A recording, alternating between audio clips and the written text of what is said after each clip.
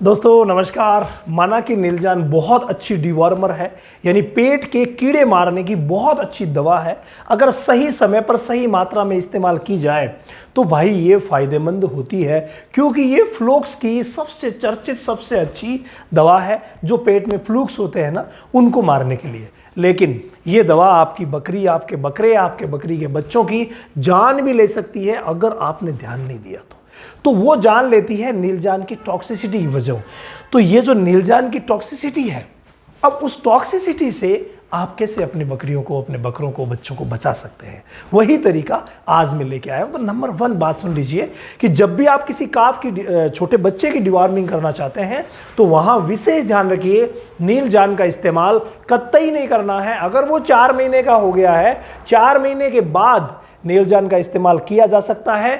अगर पहले कोई ना कोई अन्य दवा दी गई है तो डायरेक्ट किसी भी बकरी बकरे को नीलजान नहीं देंगे। पहले कोई ना कोई दवा दी जाती है, उसके बाद आप इसका इस्तेमाल कर सकते हैं, अदरवाइज प्रॉब्लम हो सकती है। इसके अलावा जो भी बकरी बड़ी भी है तो वहां भी आपको यही नियम फॉलो करना है। हाँ, अगर 1 साल हो गए, मान लीजिए पिछले डिवॉर्मिंग करवाई नहीं, गलती से हो गया, या आपको पता ही नहीं है कि पीछे डिवॉर्मिंग हुई है या नहीं हुई है, आपको पता नहीं है, या 1 साल हो चुका है, तो किसी भी सूरत में इस दवा का इस्तेमाल नहीं करेंगे। मेरा पर्सनल अनुभव कहता है कि भाई ये टॉक्सिसिटी कर सकती है।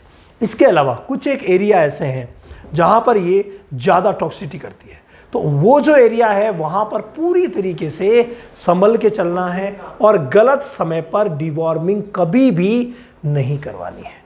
ठीक है, ये विशेष ध्यान दीजिए। इसके अलावा कोई प्रेग्नेंट बकरी है तो हो सके तो प्रेग्नेंट बकरी की डिवॉर्मिंग इससे नहीं करवाएंगे। प्रेग्नेंट के लिए फेनबेंडाजोल सॉल्ट होता है, उससे करवाएंगे। और प्रेगनेंसी की लास्ट स्टेज में, देखो प्रेगनेंसी में भी कई बार मान लीजिए फ्लूक्स होते हैं, नहीं मरते हैं तो दिलवानी पड़ती है, लेकिन लास्ट महीना जो है उसमें किसी भी सूरत में नहीं दिया जाएगा। ये विशेष ध्यान रखिएगा। इसके अलावा ये तो हो गई कुछ स्थितियां जहां पर नहीं देनी है, बच्चा देने के बाद बकरी को नहीं देनी है, ये विशेष ध्यान दीजिए। तो ये तो स्थितियां हो गई, लेकिन मात्रा का भी ध्यान रखना है। यहाँ कई भाई जो है वो मात्रा के मामले में भी गलती करते हैं।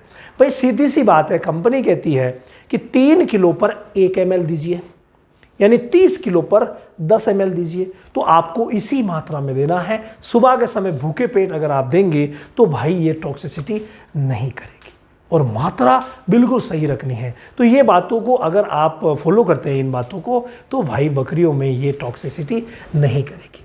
इसके अलावा अब आप कहेंगे साहब टॉक्सिसिटी होगी तो क्या करें? हो गई तो आप अपने नज़दीकी पशु चिकित्सक से NS चढ़वाइए। नॉर्मल सलाइन चढ़ाया जाता है बकरियों में, नॉर्मली 400 से 500 ml बड़ी बकरियों को चढ़ा दिया जाता है, तो उसी से रिलीफ मिल जाता है। उसमें कुछ नरवाइन इंजेक्शन पशु चिकित्सक डालते हैं, जैसे ट्राइबीवेट वगैरह हो गया, वैसे 15 kg पर 1 ml ट्राइबीवेट डाला जाता है। इसके अलावा अलग से एट्रोपिन सल्फेट जो कि इंट्रामस्कुलर इस्तेमाल किया जाता है, CPM का इंजेक्शन भी इंट्रामस्कुलर इस्तेमाल किया जाता है। तो इस तरीके से टॉक्सिसिटी को कम तो किया जा सकता है। हालांकि ये सब चीज़ें जो है वो विस्तृत रूप से हम हमारे ऑनलाइन सेशन में लेके आते हैं, और यही ऑनलाइन सेशन इस 1 तारीख से ही शुरू हो रहा है।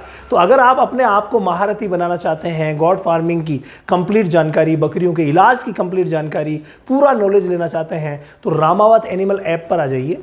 वहाँ आपको पूरा सेशन कंप्लीटली डिटेल से लाइव मिलेगा, तो वो आप 1 तारीख से ज्वाइन कर सकते हैं रामावत एनिमल ऐप पर।